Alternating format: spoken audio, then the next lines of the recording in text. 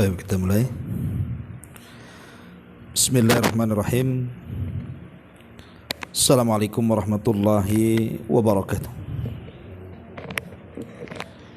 Alhamdulillah wassalatu wassalamu ala Rasulillah wa ala alihi wa sahbihi wa mawalah wa la hawla wa la quwata illa billahi wa ba'du. Kita lanjutkan kajian kita, masih membahas kitab Bahjah Qulubil Abrar, kitab yang membahas tentang hadis-hadis pendek namun syarat dengan makna, dan kita sudah masuk pada hadis ke-35 tentang kebahagiaan orang-orang yang berpuasa. Kita baca hadisnya. An Abi Hurairah radhiyallahu anhu qala qala Rasulullah sallallahu alaihi wasallam kullu amal ibni Adam yudha'afu al-hasanatu bi asyri amthaliha ila sab'umi'ati dhi'fin. Qala Allah ta'ala a illa as-sawma fa innahu li wa ana azzibi yada'u syahwatahu wa ta'amahu min ajli lis-sa'imi farhatun inda fitrih wa farhatun inda liqa'i rabbih wa la khalufu famis sa'imi atyab indallah min rihil misk was-sawmu jannatun wa idza kana yaumus sawmi ahadikum fala yarfuth wa la yaskhab fa in syabbahu ahadun aw qatalahu falyakul inimru'un shaimun, muttafaqun alaih. Dari Abu Hurairah radhiyallahu anhu, beliau bersabda, dari Abu Hurairah radhiyallahu anhu beliau berkata, Nabi sallallahu alaihi wasallam bersabda, setiap amalan anak Adam itu akan dilipat gandakan pahalanya. Satu kebaikan akan dilipat gandakan 10 hingga 700 kali lipat. Kemudian Allah berfirman, kecuali orang yang berpuasa. Karena puasa itu adalah untukku, kata Allah, dan akulah yang akan memberikan pahalanya. Sebab ia telah meninggalkan syahwat dan makanannya karenaku. Dan bagi orang-orang yang berpuasa itu ada 2 kebahagiaan. Kebahagiaan ketika dia berbuka dan kebahagiaan ketika berjumpa dengan Rabbnya.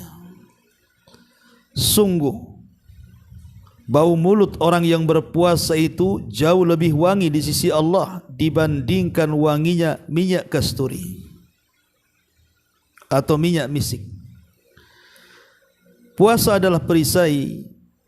Jika salah seorang di antara kalian sedang berpuasa, maka janganlah mengucapkan kata-kata kotor dan berbuat kebodohan. Apabila ada seseorang yang mencelanya atau hendak menyakitinya, maka katakan kepada ia, sesungguhnya aku sedang berpuasa. Hadis ini disepakati Imam Bukhari dan Muslim. Baik, ma'asyiral muslimat yang dimuliakan Allah Subhanahu wa taala, hadis ini menjelaskan kepada kita tentang kebahagiaan yang akan diterima oleh orang-orang yang suka berpuasa, baik puasa wajib ataupun puasa sunnah, di mana Nabi sallallahu alaihi wasallam mengatakan lis-shaimi farhatan, bagi orang yang berpuasa itu ada 2 kebahagiaan. Kemudian Nabi sallallahu alaihi wasallam mengatakan, adapun kebahagiaan yang pertama farhatun inda fitri, bahagia saat dia berbuka. Bahagia saat dia berbuka. Dan yang kedua, bahagia saat berjumpa dengan Rabbnya. Apa maksudnya bahagia ketika berbuka dan bahagia ketika berjumpa dengan Rabbnya itu? Adapun bahagia saat berbuka, ada dua kebahagiaan saat berbuka itu. Pertama, bahagia secara naluri manusia, tabiat, di mana orang yang tertahan makan, minum, kemudian syahwat, tiba-tiba diizinkan untuk makan, minum dan melampiaskan syahwatnya kepada pasangan yang halal, maka tentu kita akan bahagia. Kita lihatlah ada orang-orang yang sedang kelaparan, kemudian ibu kasih makan, itu kan bahagia sekali itu. Atau orang-orang yang sedang kehausan, ibu kasih minum, kan nampak bahagianya. Itu namanya bahagia secara tabiat manusia, naluri manusia. Kemudian bahagia yang kedua adalah bahagia karena Allah Subhanahu wa taala sudah memudahkan dia melaksanakan puasanya. Mulai dari terbit fajar sampai terbenam matahari, Allah mudahkan sehingga dia bisa menyempurnakan ibadah puasanya. Itulah bahagia saat berbuka namanya. Jadi saya ulang, maksudnya bahagia saat berbuka itu ada dua macam. Ada bahagia secara tabiat, ada bahagia secara syariat. Adapun bahagia secara tabiat, yang namanya tabiat orang lapar, pengen makan, dikasih makan, tentu bahagia. Orang haus dikasih minum, ya tentu bahagia. Itu namanya tabiat, Bu. Yang tadinya dilarang dari mulai fajar sampai maghrib, tiba-tiba diizinkan. Itu bahagia secara tabiat namanya. Adapun secara syariat, karena dia bisa menyempurnakan ibadahnya. Dia bisa menyempurnakan ibadahnya mulai dari terbit fajar sampai terbenam matahari. Allah mudahkan semuanya, sehingga tidak ada aral melintang yang menghalangi puasanya, dan dia pun bisa menyempurnakannya. Ini yang pertama, kebahagiaan yang akan diperoleh oleh orang-orang yang suka berpuasa. Adapun yang kedua, farhatun inda liqa'i rabbi, bahagia saat berjumpa dengan Allah. Apa kebahagiaan saat berjumpa dengan Allah Subhanahu wa taala? Ya tentu bahagia karena Allah yang mengatakan, wa ma tuqaddimu li anfusikum min khairin tajiduhu indallah huwa khairan wa a'dhama ajra. Apapun yang engkau berikan dari diri-diri kalian dari kebaikan kepada Allah Subhanahu wa taala, pasti Allah akan membalasnya. Dan dia adalah sebaik-baik pembalas, dan dia adalah zat yang akan memberikan balasan yang sangat besar. Dan Allah juga mengatakan, yauma tajidu kullu nafsin ma 'amilat min khairin muhdhara. Pada hari setiap jiwa itu dia akan dibalas dari kebaikan amalannya. Dan pahala orang yang berpuasa itu tanpa batas, Bu. Pahala orang yang berpuasa itu tanpa batas.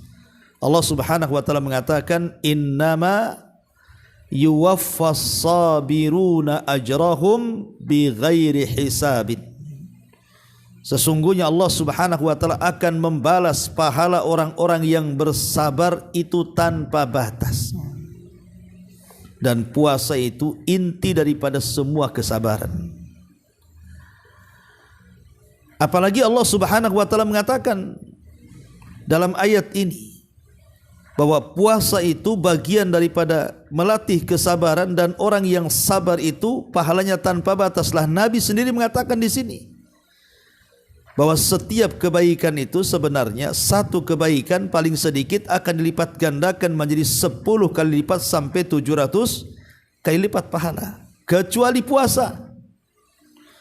Yang mengatakan kecuali puasa ini adalah Nabi SAW, di mana Allah Subhanahu wa taala berfirman, illa sauma, kata Allah, kecuali puasa. Fa innahu li, bahwa puasa itu untukku, wa ana azzibi, saya yang akan membalasnya. Ma'asyiral muslimat yang dimuliakan Allah Subhanahu wa taala. Al-Imam Ibnu Uyainah atau Sufyan ibn Uyainah rahimahullahu taala, guru besar yang berfatwa di tanah haram di zamannya, dan dia adalah guru daripada Imam Syafi'i rahimahullahu taala. Sufyan ibn Uyainah rahimahullahu taala mengatakan bahwa seluruh pahala yang kita lakukan di dunia itu bisa diambil oleh orang-orang yang dizolimi oleh kita di dunia, kecuali puasa. Jadi semua pahala yang kita lakukan, dari salat kita, dari sedekah kita, dari haji kita, dari baca Quran kita, dari zikir kita, itu bisa dirampas oleh orang-orang yang pernah kita zalimi di dunia, kecuali puasa, kata beliau. Jadi ibu pernah mendengar hadis yang disebut dengan hadis muflis, hadis orang yang bangkrut. Ketika ditanya oleh Nabi SAW para sahabat, atadruna mal muflisu hadhil ummah, wahai sahabat-sahabatku, tahu enggak orang-orang yang bangkrut dari umatku ini? Sahabat polos saja ngomong, ya wahai Rasul, orang yang bangkrut adalah orang yang tidak punya dinar, tidak punya dirham, usahanya gulung tikar, itulah orang bangkrut. Kata Nabi SAW, bukan itu bukan hakikat bangkrut. Tapi hakikat bangkrut adalah orang yang datang menghadap Allah, membawa segudang pahala salat, segudang pahala sedekah, segudang pahala ini dan pahala itu, tetapi di lain kesempatan dia pun menzalimi orang, mencaci maki orang, menghina orang, menggibah orang, menumpahkan darah orang, dan begitu seterusnya. Maka orang yang zalim dan orang yang dizalimi itu akan berjumpa di kontorah, di depan pintu surga. Kemudian orang yang zalim akan ditagih hutangnya sama orang yang pernah dizalimi. Kata orang yang dizalimi, hei fulan, engkau di dunia sudah zalim kau kepadaku, maka sekarang mana pahalamu? Akhirnya pahalanya dikasih sesuai dengan kezalimannya. Kemudian datang lagi orang yang pernah dizalimi, boleh jadi mungkin yang ini pernah menggibahnya, yang tadi pernah menghinanya. Dulu kau pernah menghina aku, kau pernah menggibah aku, mana pahalamu? Akhirnya kemudian pahalanya dibagi-bagi itu, Bu, kepada setiap orang yang pernah dizalimi di dunia. Makanya hati-hati, jangan suka zalim kepada manusia, nanti bisa bangkrut kita. Lah apabila seluruh pahala ini sudah habis karena diambil oleh orang lain yang kita sakiti, yang kita zalimi, sampai ludes, tiba-tiba orang-orang yang menuntut kita itu masih banyak. Kemudian dikatakan, hei fulan, kau juga berbuat zalim kepadaku, mana pahalamu? Kata dia, habis pahalaku, sudah dibagi-bagi orang. Gak apa-apa, kau tinggal ambil dosaku, pegang dosaku. Akhirnya kemudian tertumpuklah dosa di punggungnya, sementara pahala hilang dibagi-baginya. Itulah orang bangkrut. Kalau dalam dunia usaha itu modalnya hilang, hutang pula tak terbayar. Ya. Lah ketika kemudian orang ini sudah pasrah karena pahalanya sudah tidak ada, sementara dosa orang pula ditanggung dia, dia pun lunglai, kemudian tidak semangat dan mengarah menuju neraka. Tiba-tiba Allah memanggilnya dan mengatakan, wahai fulan, engkau itu masih punya stok pahala. Kemudian Allah Subhanahu wa taala memperlihatkan pahalanya yang begitu besar. Itulah pahala puasa. Akhirnya yang tadinya dia sudah hendak melangkahkan ke neraka, balik kanan lagi, kemudian diarahkan oleh Allah ke dalam surga. Siapa yang menolong? Pahala puasanya. Itulah kata Imam Sufyan ibnu Uyainah, semua pahala itu bisa dirampas oleh orang-orang yang pernah kita zalimi di dunia, kecuali puasa. Illa saum, kecuali puasa. La ya'khuduhul ghurama fil madzalim, bal yaddakhiruhu indahu lis-shaimi fil akhirah hatta yudkhilahul jannah. Kata beliau Sufyan ibn Uyainah bahwa pahala puasa itu tidak mungkin diambil oleh orang-orang yang pernah berhutang. Orang-orang yang pernah berhutang karena kezaliman. Bahkan pahala puasa itu akan disimpannya di sisi Allah, kelak akan menjadi tabungan bagi hidupnya, dan dengan sebab itulah Allah mudahkan jalannya ke sorga. Kenapa? Karena pahala puasa itu pahala yang tak terbilang, tak terbatas. Karena dalamnya ada kesabaran yang luar biasa. Inilah makna daripada orang yang berpuasa itu memiliki kebahagiaan. Masya Allah Bu, ya kan? Maka setelah kita membaca hadis ini, jangan malas untuk berpuasa sunnah. Karena puasa itu tidak mesti Ramadan saja. Karena ada orang yang berpikir puasa itu kalau datang Ramadan saja. Tidak. Puasa itu ada yang sifatnya harian, ada yang sifatnya bulanan, ada yang sifatnya tahunan. Ya Bu ya, puasa itu ada yang sifatnya harian, pekanan, bulanan, tahunan. Yang dilarang hari-hari untuk berpuasa itu tak banyak. Seperti Idul Fitri tak boleh puasa, Idul Adha tak boleh puasa gitu kan. Tidak banyak hari-hari yang dilarang itu. Justru lebih banyak hari-hari yang diperintahkan untuk puasa. Seperti namanya puasa harian, ada namanya Senin, Kamis. Setiap hari Senin puasa, setiap hari Kamis puasa, kan itu ya. Puasa Daud, ya, itu puasa harian, puasa Daud itu.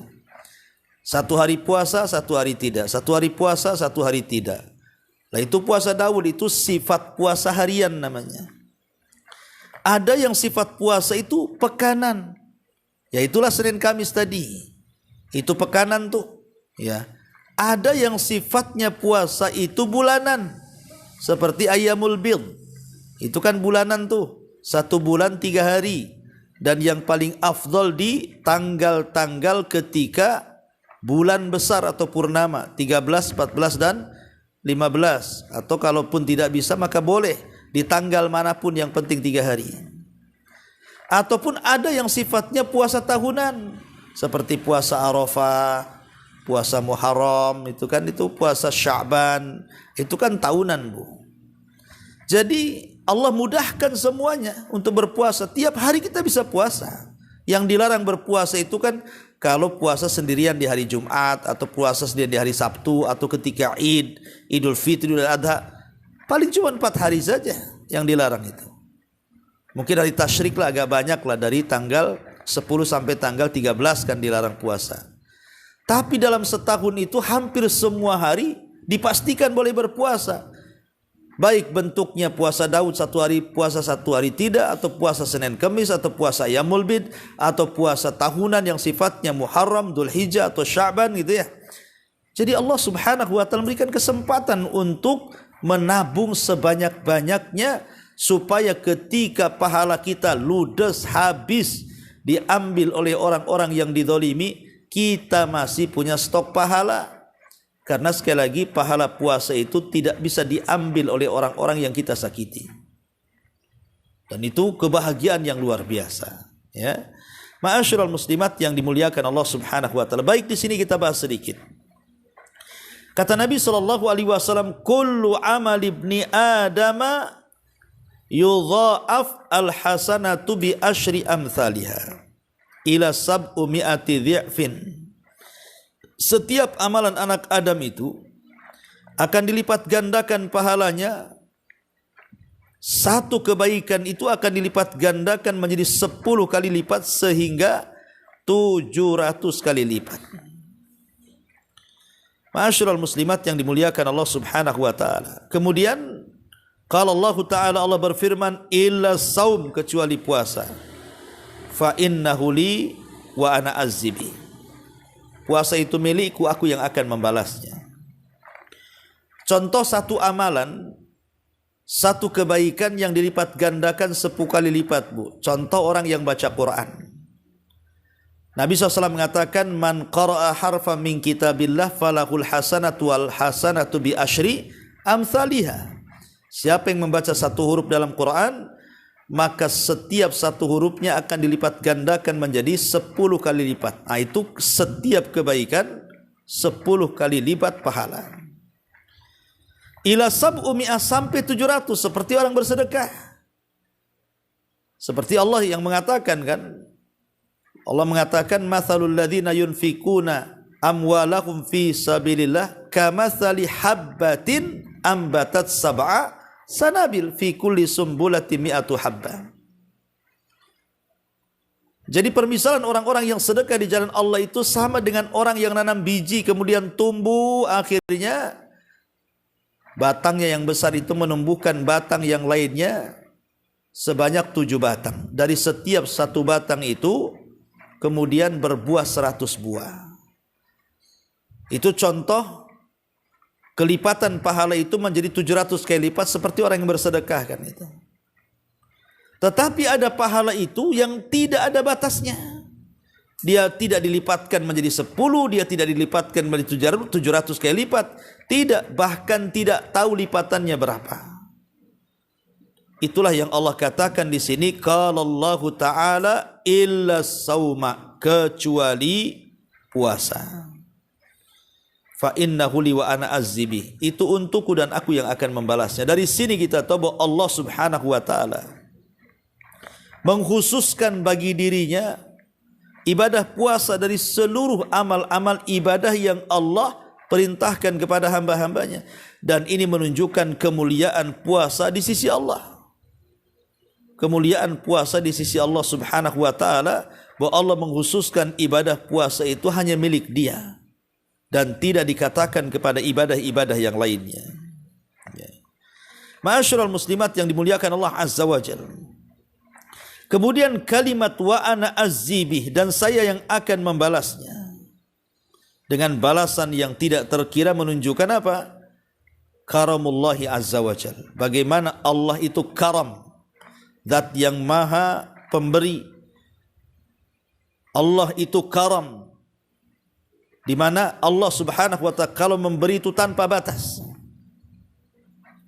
Ma'asyiral muslimat yang dimuliakan Allah Subhanahu wa ta'ala. Kemudian juga kalimat di sini, yada'u syahwatahu wa ta'amahu min ajli. Lihat bagaimana orang yang berpuasa itu meninggalkan syahwat makanan karena Allah Subhanahu wa ta'ala. Apa balasannya, Bu? Karena ketika kita di dunia, kita ini sudah berpuasa karena Allah Subhanahu wa ta'ala, menahan syahwat sehingga kita tidak melakukan hubungan dengan orang yang halal sebenarnya kita lakukan, suami istri, tapi dilarang. Ya. Kemudian kita dilarang untuk makan, padahal sebenarnya makan itu halal, minum juga halal, tetapi juga dilarang.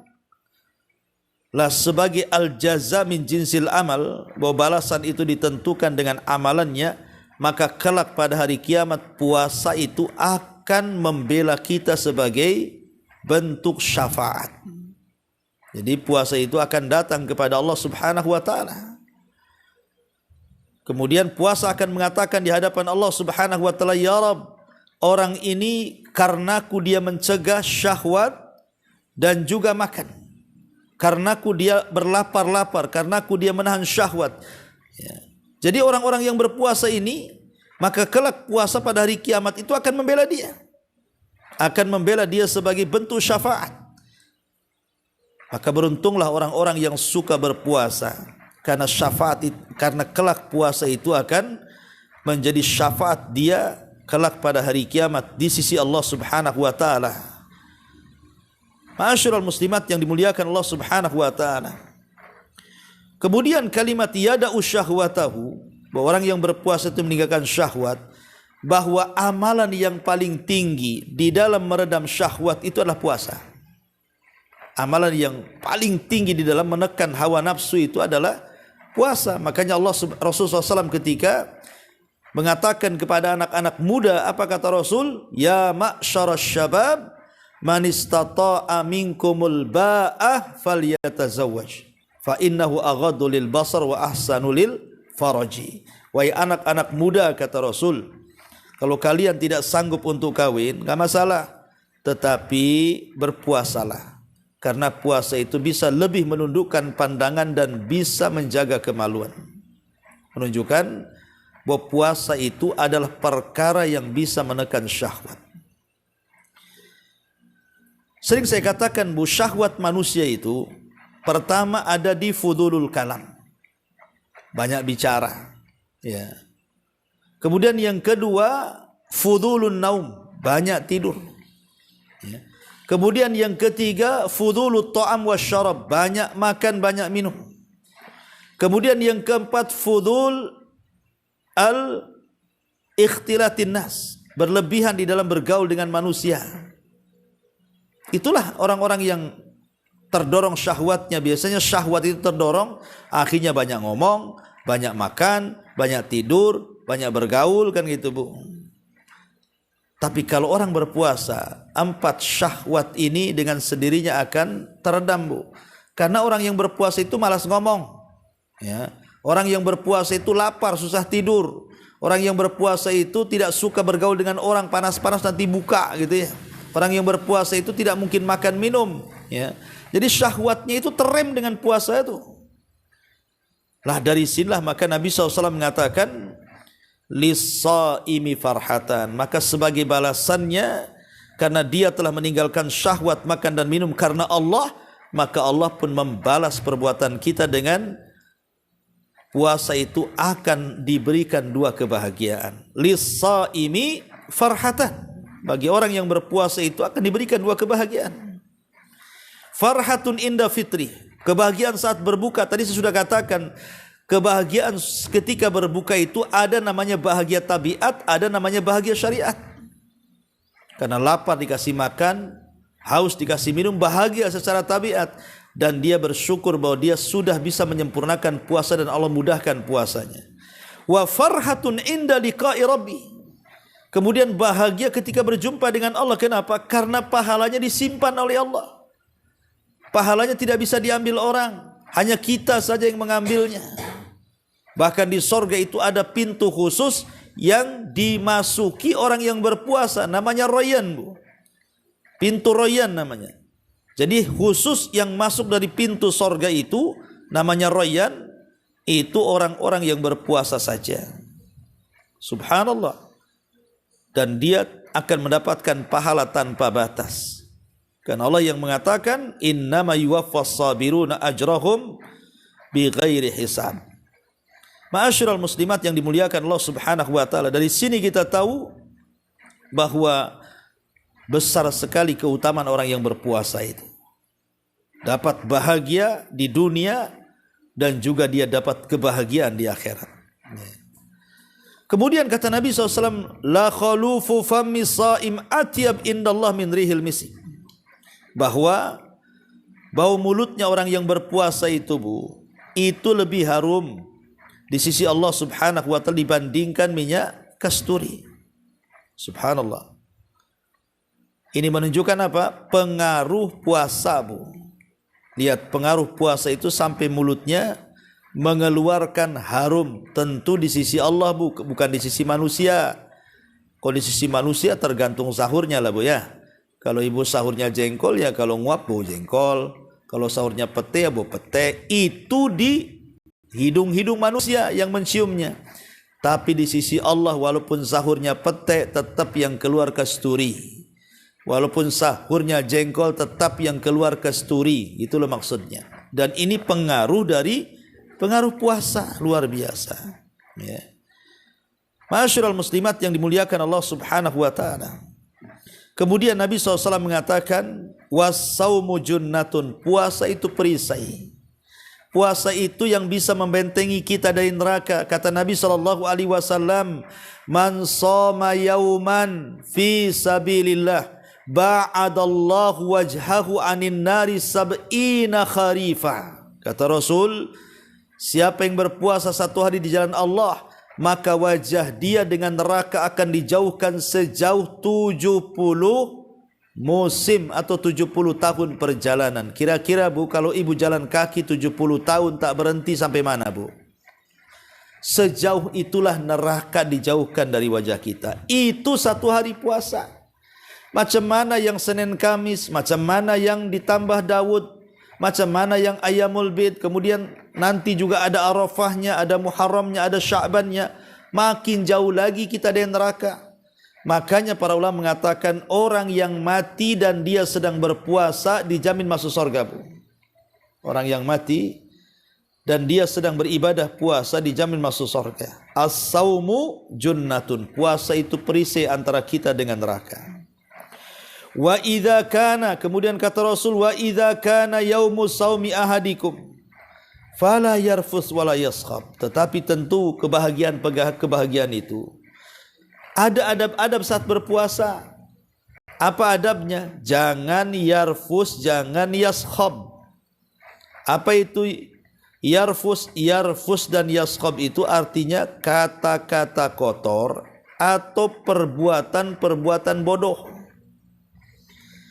Jadi saat berpuasa itu jangan suka gibah, jangan namimah, jangan mengadu domba, jangan merendahkan. Stop lisan ini. Kalau badan berpuasa, lisan juga harus ikut berpuasa. Wala yaskhab, perbuatan bodoh. Ya. Ketika puasa, dihabiskan nonton TV, dihabiskan main handphone, dihabiskan main game, dihabiskan jalan-jalan, ngabuburit nggak jelas kan gitu. Jadi ada adabnya. Kalau bisa jangan sampai mengeluarkan kata-kata kotor dan berbuat kebodohan supaya dia atau kita dapat pahala besar, dapat 2 kebahagiaan tadi.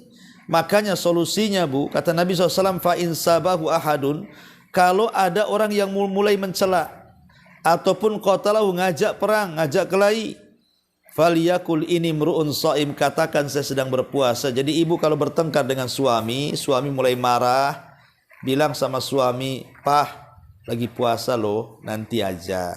Dan itu. Tetangga pula marah-marah. Ibu sebenarnya sudah kepancing emosi, tapi karena ibu sedang berpuasa, ibu tahan-tahan. Maaf ya, lagi puasa. Titik sampai di sini, Bu, jangan kasih koma. Nanti kalau maghrib aku sudah puasa, awas kau. Enggak gitu juga. Ya, artinya cukup kita katakan saya lagi puasa, enggak usah tambah-tambah lagi kalimatnya. Ya. Masyaallah muslimat yang dimuliakan Allah Subhanahu wa taala, lihat bagaimana puasa ini memiliki keistimewaan yang luar biasa. Selain daripada hadis ini tadi saya jelaskan adanya syafaat dari orang yang dari puasa itu sendiri, kemudian dosa-dosa kita diampuni. Bahkan seandainya ibu sedang berpuasa, kemudian ibu lelah letih kemudian tertidur, maka tidurnya dianggap pahala. Ingat ya, tidurnya dianggap pahala, Bu. Kalau memang ibu nih keletihan kemudian pengen tidur, bukan dari pagi tidur sampai maghrib, nggak gitu, Bu. Itu orang malas namanya. Maksudnya karena mungkin lapar, kemudian juga haus, kemudian ibu ngadem tertidur pula, insya Allah tidurnya pahala. Ya, karena ada seorang istri Nabi SAW, Sofia atau siapa yang saya lupa namanya, dia mengatakan, duhai kiranya enak sekali orang yang berpuasa tidur saja bernilai pahala. Tapi kalau hadisnya itu lemah. Ada hadis bahwa tidur yang berpuasa itu pahala, itu hadisnya lemah. Ya. Tapi maksudnya di sini kalau dia keletihan, kelelahan kemudian tertidur, insya Allah itu bagian daripada pahala, tetap dicatat pahala walaupun dia tidak sadar. Ya. Taib, ma'asyiral muslimat yang dimuliakan Allah Azza wa Jalla, di antara keterangan para ulama. Taib, perhatikan bukunya. Di sini pengarang Syekh Sa'di rahimahullahu taala, dia mengatakan betapa agungnya hadis ini. Hadis ini menyebutkan amalan khusus lalu menyebutkan keutamaannya, keistimewaannya dan pahalanya, baik yang disegerakan maupun yang ditunda. Penjelasan tentang hikmahnya, tujuannya dan adab-adab utama sebaiknya dilakukan di dalamnya, semuanya terkandung dalam hadis ini. Ya. Kemudian hadis ini juga menjelaskan tentang sebuah prinsip yang luas, dan bahwasanya seluruh amal soleh itu berupa perkataan dan perbuatan yang tampak maupun yang tersembunyi, baik yang berkaitan dengan hak Allah atau hak hambanya, akan dilipat gandakan sebanyak 10 kali lipat sampai 700 kali lipat, bahkan sampai lebih. Nah, ini sebuah keutamaan juga kata beliau.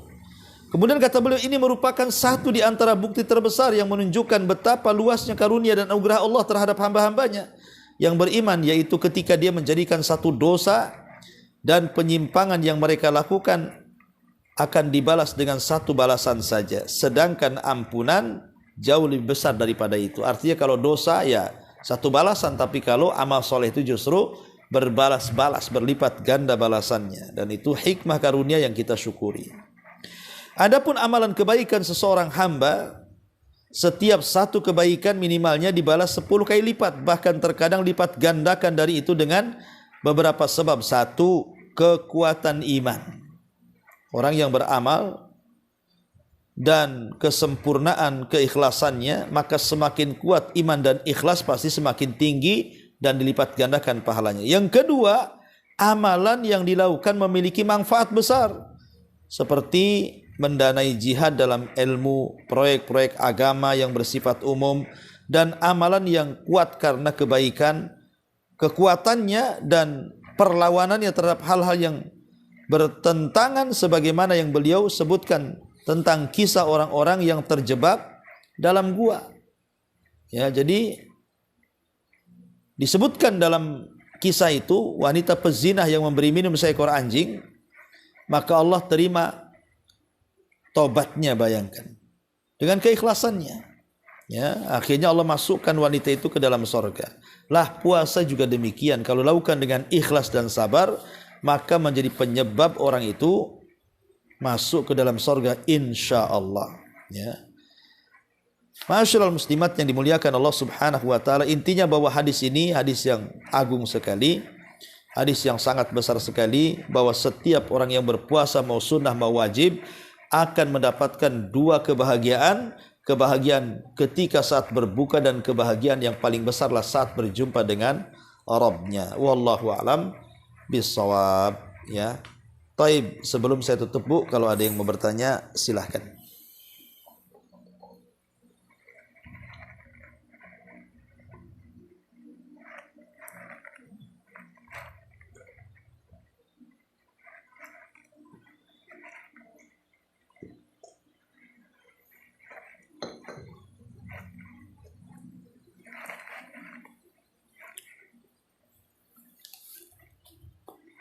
Nggak ada. Kalau nggak ada kita tutup. Subhanakallahumma bihamdika asyhadu an la ilaha illa anta astaghfiruka wa atubu ilaik. Allahu ta'ala alam. Assalamualaikum warahmatullahi wabarakatuh.